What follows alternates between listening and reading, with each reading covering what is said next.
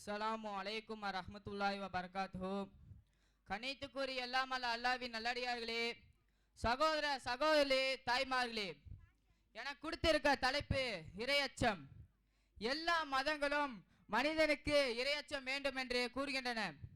ஆனால் இஸ்லாம் அதையெல்லாம் தாண்டி ஒரு மனிதன் மனிதனாக வாழ வேண்டும் என்றால் இறையச்சம் கண்டிப்பாக இருக்க வேண்டும் என்று கூறுகின்றன. இன்றைக்கு உலகில் எத்தனையோ கொடுமைகளே நடக்கின்றது என்பதை கேள்விப்படுகிறோம்.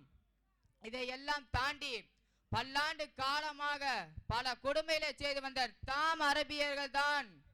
அவர்கள் வட்டி, மது, மாது, சூது அனைத்திலும் மூழ்கியிருந்தார்கள்.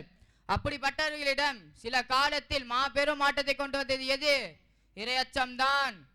நமக்கெல்லாம் முன்மாதிரி இருந்த நபி ஸல்லல்லாஹு அலைஹி வஸல்லம் அவர்கள் என்றால் இந்த இறையச்சத்தில் எப்படி இருந்தார்கள்? ஒரு நாள் நபி ஸல்லல்லாஹு அலைஹி வஸல்லம் அவர்கள் நடந்து சென்றிருக்கும் போது ஒரு பேச்சை பழம் கீழே கிடந்தது.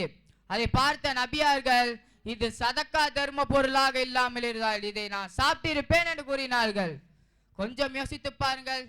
தடை செய்யப்பட்ட ஒரு உணவாக கிடைத்த போதும் அவர்கள் சாப்பிடாமல் இருந்தார்களே, அவர்களை தடுத்தது எது?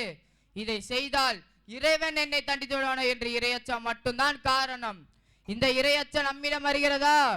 நாம் தனிமையில் இருக்கும் போது ஒரு பாவம் செய்கிற வாய்ப்பு அதிகம். ஆனால் அந்த நேரத்தில் ஒரு தவறு செய்கிற போது இதை செய்தால் இறைவன் என்னை தண்டித்துள்ளானோ என்று இறையச்சம் நம்மிடம் வருகிறதா? சிந்தித்து கொஞ்சம்